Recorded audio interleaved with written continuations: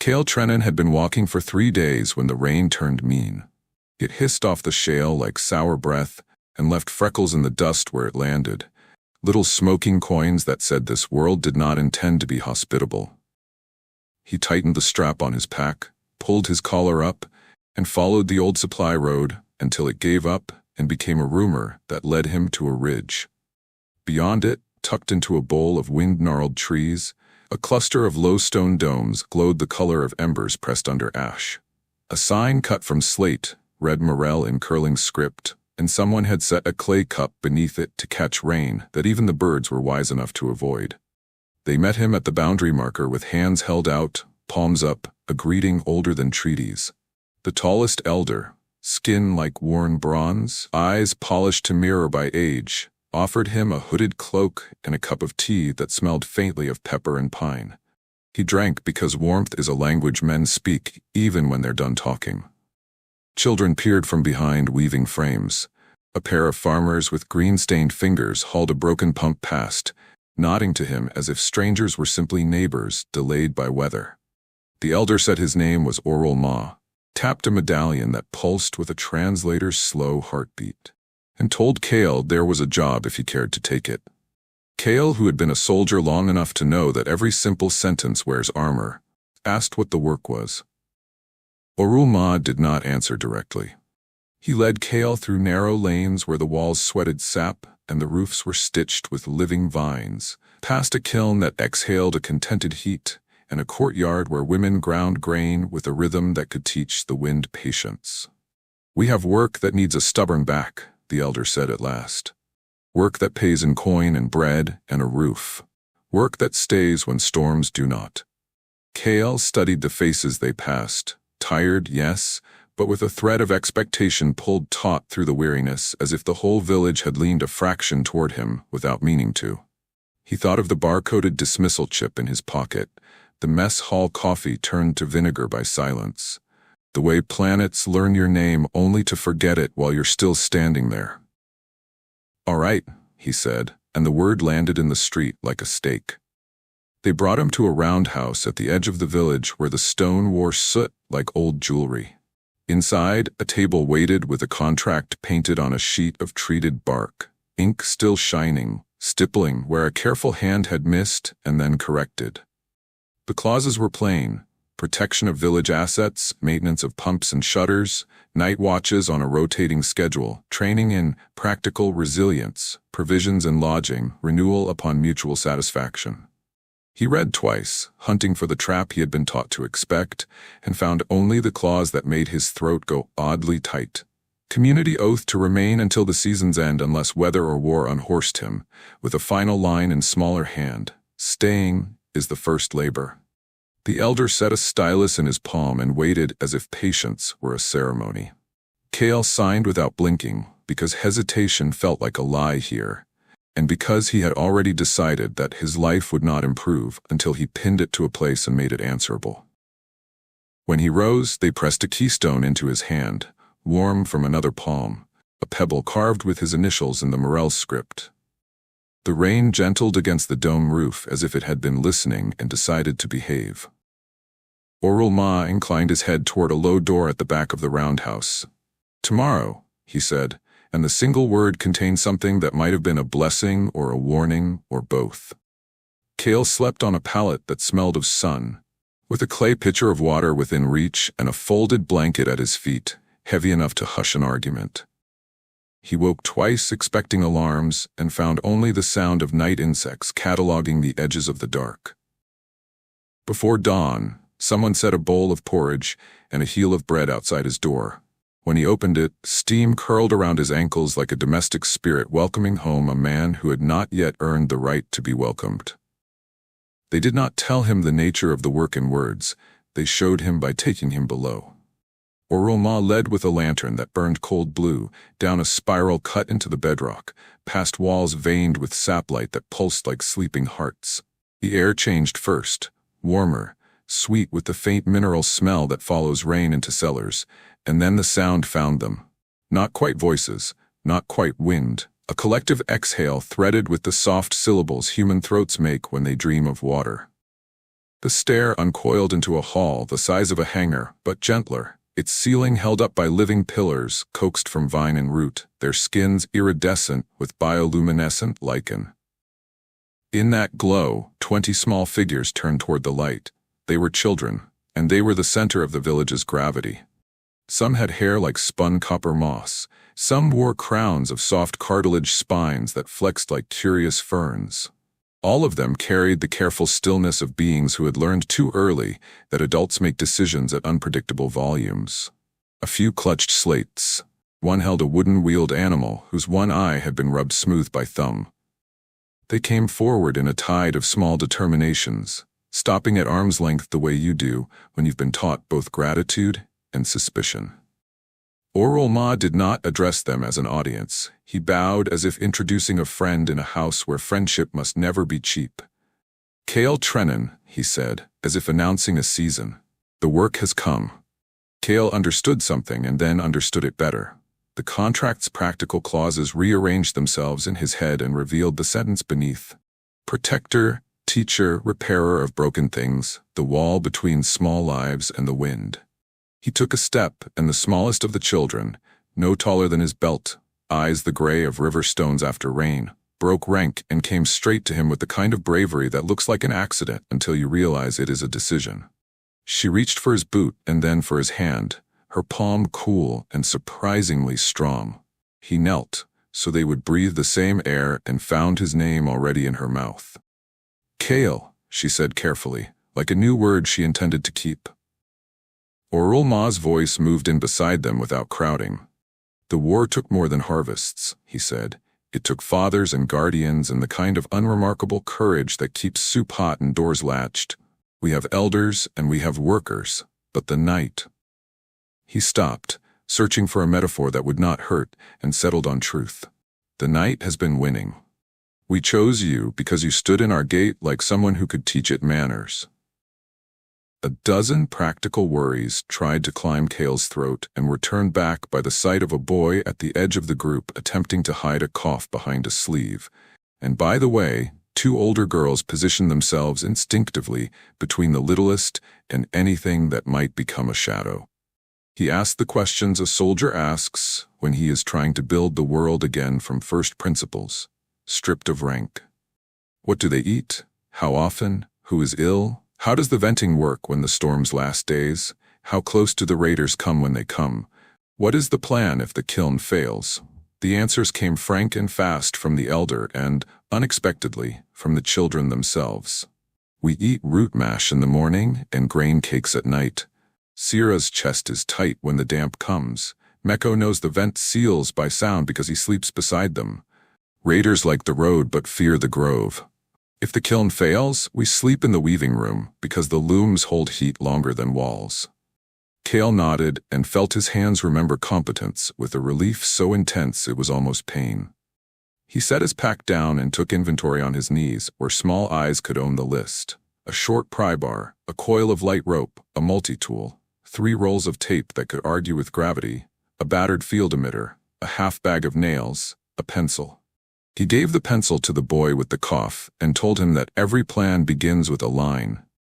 He showed the older girls how to check the vent for a seal by using smoke from a twist of dried herb.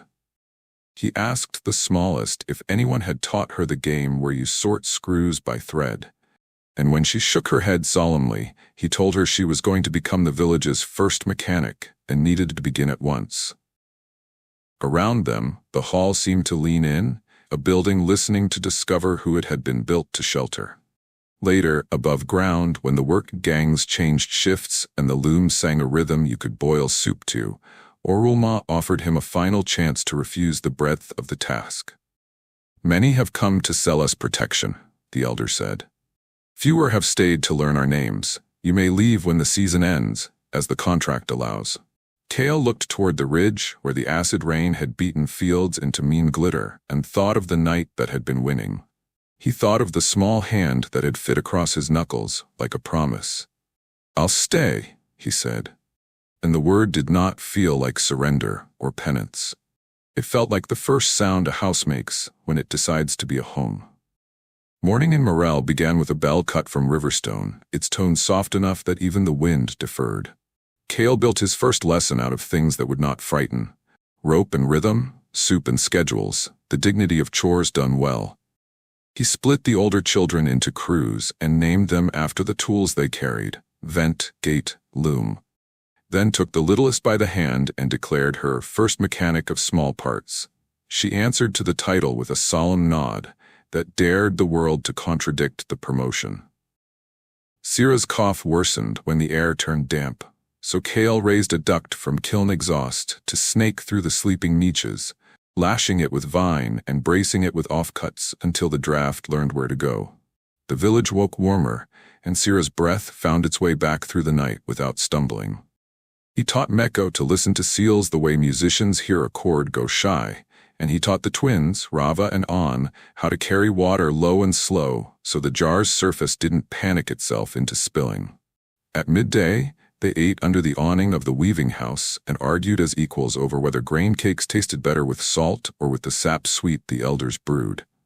Cale was a salt man, but he lost the vote, and the argument with a grace that made the elders exchange looks that said the village had been right to gamble. The grove at the village edge kept secrets for those who asked kindly, and Cale studied it like a map with a future hiding inside. He found the height where a line could run unseen from the kiln roof to the watch stump, and strung a bell there for nights when the road grew ideas. He set decoy lights along the outer path that made the village seem smaller than it was, and taught the children the difference between hiding and waiting. One a posture, the other a plan. When the first storm day rolled in with the low sulking roar of acid rain, they rehearsed the whole choreography. Shutters down, vents humming, the youngest tucked in the lantern room where stories make weather forget its job.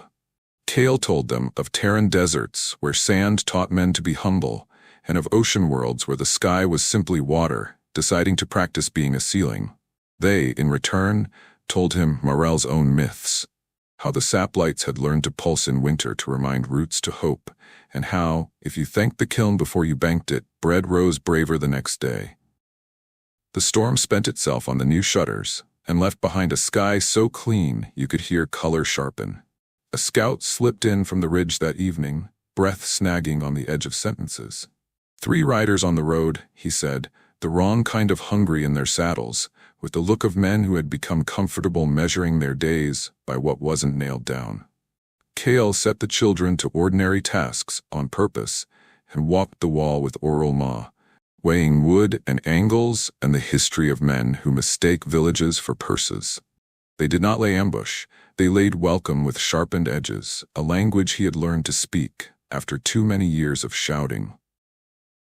If the riders came as traders, they would pass into the cool of the lane and find tea. If they came as thieves, they would find the bell above the grove had a quick vocabulary, and the village a memory longer than the road. When the last light withdrew from the fields and the bats stitched up the seam of the sky, Cale sat by the gate with a coil of line around his wrist and the old soldier's habit of counting breaths he could not see. He had never been paid in tomorrow before. He intended to prove worth the currency. They came just after the moon learned to be useful, 3 silhouettes dismounting like punctuation at the end of a badly told story. Their leader wore a coat that had decided swagger would suffice for armor. His knife had been polished within an inch of vanity. His eyes practiced cruelty without ever mastering it. "We'll take the pump parts, the grain, and the older one," he said to no one in particular, and Cale understood that older one meant whatever child looked sturdy enough to carry a sack and fear in both hands. The bell in the grove answered with the single deliberate note he had tuned it to give when lines were crossed. Shutters whispered shut, the kiln deepened its breath. The decoy lanterns beyond the lane brightened to offer the thieves a smaller world to covet. Cale stepped into the road with his palms open, line coiled and sleeping against his wrist, and spoke in the register that had convinced grenades to reconsider their timing. "You may leave with your horses, your knives, and the story that you almost made a mistake," he said. "Or you may stay and have to learn something." The leader made a show of laughing, because men like him believe sound performs better than sense. He took a step forward and found the ground disinclined to agree. The sapline Kale had taught to lie across the path woke and tightened, a living trip that snagged pride and boot in a single honest gesture. The man lurched, cursed, swung the knife, and met, not a blade, but the flat of a shovel wielded by a weaver whose arms had become arguments long before war ever took an interest in their strength. His companion reached for a horn that would have brought a dozen more mistakes down the lane. Rava and An, who had been waiting in the shadow of the gate with a bucket no one thought important, upended it into the horn with a precision that made Miko grin. Sap sweet in a horn is a sticky conundrum, insoluble in the time available for cowardice. The third rider chose to run at the smallest shape he could find and discovered that the smallest shape was Eerie, first mechanic of small parts, holding a braid of kiln wire anchored across the path with an engineer's calm. He learned, briefly and without blood, why charging a village is a poor way to be remembered. Kale did not escalate, he corrected. He stepped into the mess the men had made, took the leader's knife the way one takes a child's toy away before it breaks the wrong thing, and bound hands with the neat, brisk knot that says this is not punishment. This is a pause. He spoke to them the way he had been forced to speak to his own ghosts. There's bread if you can eat without lying, he said. There's work if you can work without stealing. There's a road if you prefer your hunger theatrical. Orulma stood at his shoulder, silent but tall, the medallion on his chest ticking once in the quiet, like a translator that had decided words were unnecessary and presence sufficient. In the windows above, faces did not crowd. They watched with the deep, fierce stillness of people who have learned that safety is not the absence of danger, but the presence of someone willing to tell it to sit. The men deflated because not every defeat requires broken bones. Sometimes it only requires an audience that refuses to be impressed. Kale cut them free after he had taken the edge off their bravado and the sting out of their pride, sent them away with a sack of grain lighter than their egos, and a warning he had no interest in repeating. The bell rested. The shutters lifted. Air moved in the lanes again, as if nothing had happened, which is how you know something very important has. In the hall below, the children waited without noise until Kale descended. They looked first at his hands, then at his eyes, and when both told the same story, they released the breath they had been holding and let the night be night again. Sira leaned her head into his hip as if staking a claim. Irie held up a bent nail with a question about leverage. Meko announced he had never liked that horn, and that the sap tasted of victory. Kale laughed then, a sound he did not owe to any army, and felt the village's gravity shift one more degree toward the idea that staying could be louder than fear. By the third week, the village moved to his rhythm, without admitting it was learning a new song. Kale rebuilt the ridge catchments with the older children, swapping rotted gutter wood for kiln-fired tiles and setting drip lines that fed the root beds slow enough that the soil had time to forgive the sky. He turned ash from the furnace and crushed shell from the creek into a gray balm that took the bite out of the fields, showing small hands how to read the pH strips until color became a language they could speak without him. In the afternoons, he taught numbers with stones and maps with shadows, then finished with the lesson he insisted came before all science and after all danger: how to latch a door, how to test a hinge, how to recognize the particular silence that means trouble is listening. The elders watched from shaded thresholds as the twins ran a drill that would have made a militia proud, shutters down on one blow, vents humming on the next, then a sprint to the hook and pulley where grain sacks were hauled above flood height with the dignity of kings. On the third storm cycle, a white lightning strike set the far grove to sizzling, an angry ring of smoke marching toward the kiln. Kale cut a firebreak with a shovel and a prayer, while Rava and Feinbird ran the bucket line like a metronome turned impatient. Mako kept the kiln at a low, safe growl by ear alone, and Sira, breathing easier thanks to the new warm duct, tucked the littles into the lantern room and told them a story so calm even the fire paused to listen. When the sap ran clear again and the grove exhaled, Kale started the work that would matter when nobody was watching. He stood beneath the watch stump and taught Velari patience into the bell by filing the tongue thinner, until it learned to speak in 3 distinct notes: stranger, storm, and foolishness. He pulled the pump in pieces and let Erie spread every small part on a cloth like stars on a chart, naming them until her mouth owned their purposes, and her fingers could argue with a bent valve as if it were an egotistical uncle. He lifted the youngest onto his shoulders to paint a stripe of lime along the low wall at child height, a measure showing where safe water begins after rain. When she finished, she leaned down and patted his hair the way one thanks a ladder. In spare hours, as if hours could be spare, he carved a sign for the lane. 3 simple words in Morel's script that the council could read if they ever came looking for reasons to be proud. We stayed here. The village spent one warm evening under the weaving house awning, taking turns reading it aloud until the words stopped sounding like defiance and started sounding like weather. The council came 2 days after the sign stopped being news. Their shuttle wore authority like lacquer and hissed down on the far flats with an impatience that insulted the dust. 4 officials with clean boots and strangers' eyes stepped into the lane and began to write on their slates before anyone knew what had been asked. Oral Ma greeted them with his medallion ticking and his back straight, reciting the inventory of the last season. Shutters repaired, pumps quiet, grain sealed, raiders redirected toward better lives. The tallest official asked who had designed the catchment and why the kiln's flue carried a braid of vine. Rava answered the first, Meko the second, Erie the third, when she could not help herself from correcting both. And Sira stepped forward without being asked to explain why warm air makes tight lungs behave.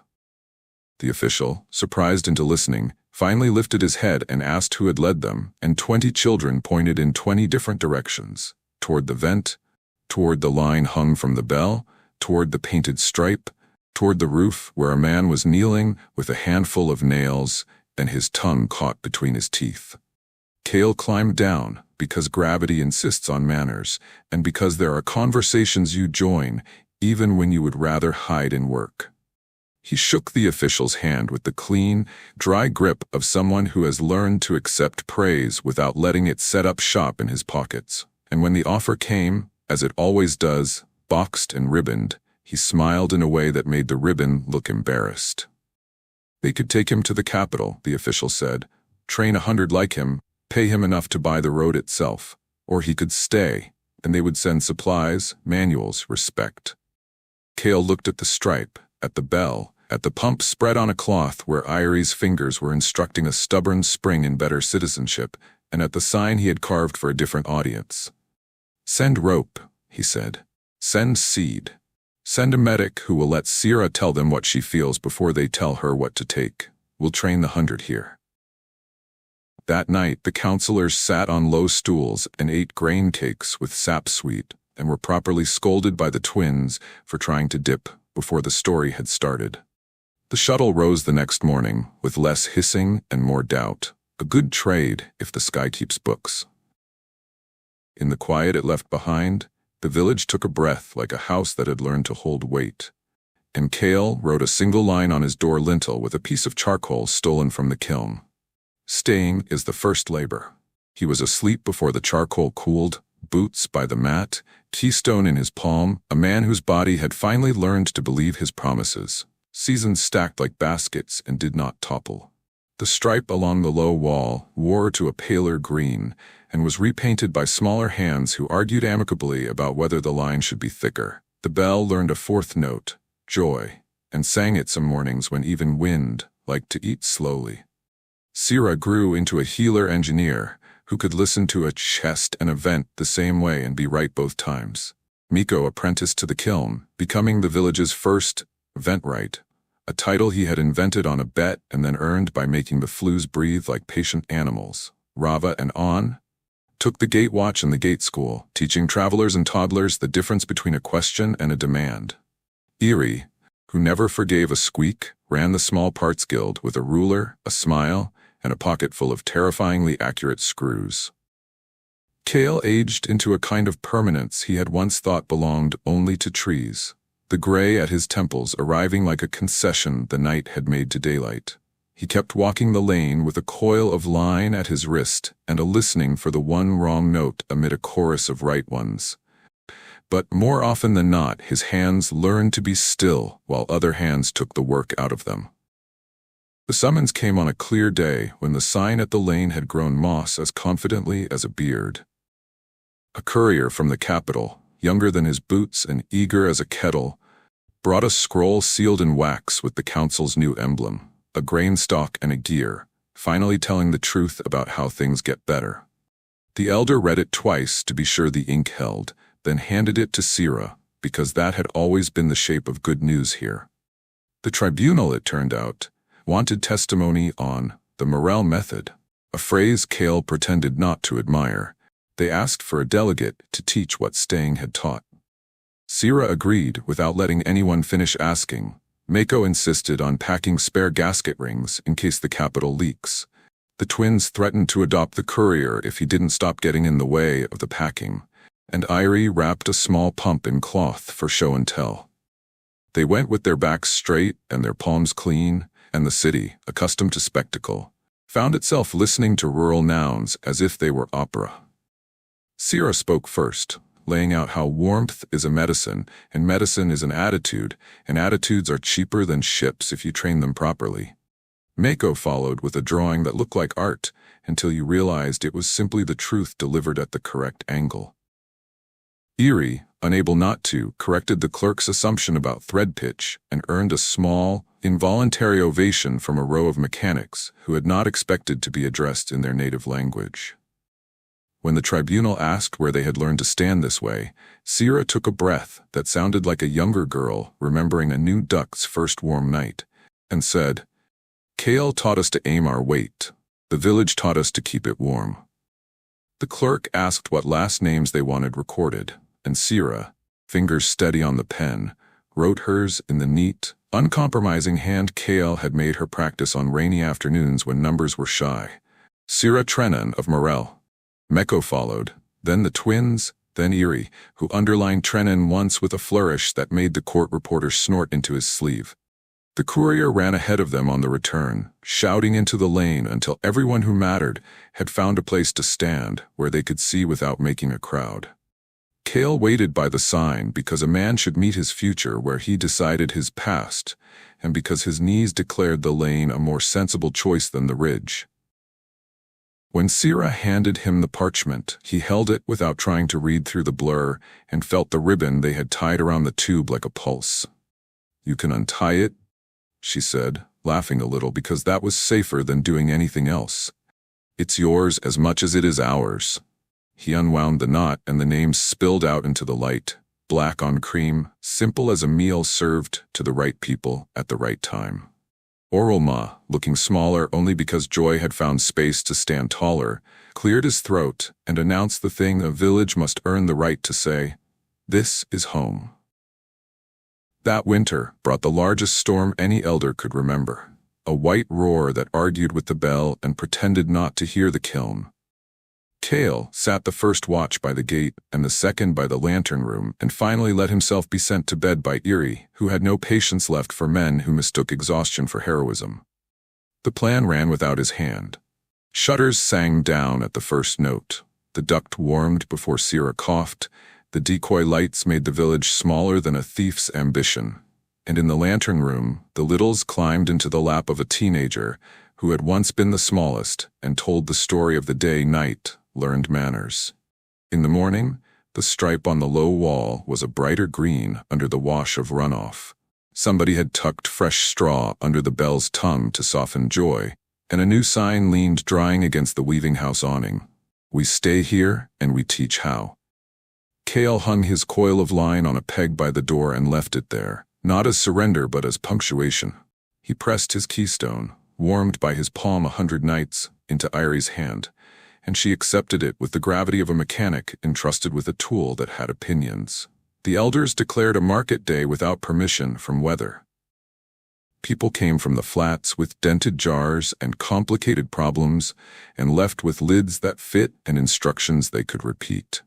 At dusk, as the first lanterns learned their work, Sira stood on the stump and read the names again. not because ink forgets, but because voices like to practice being true.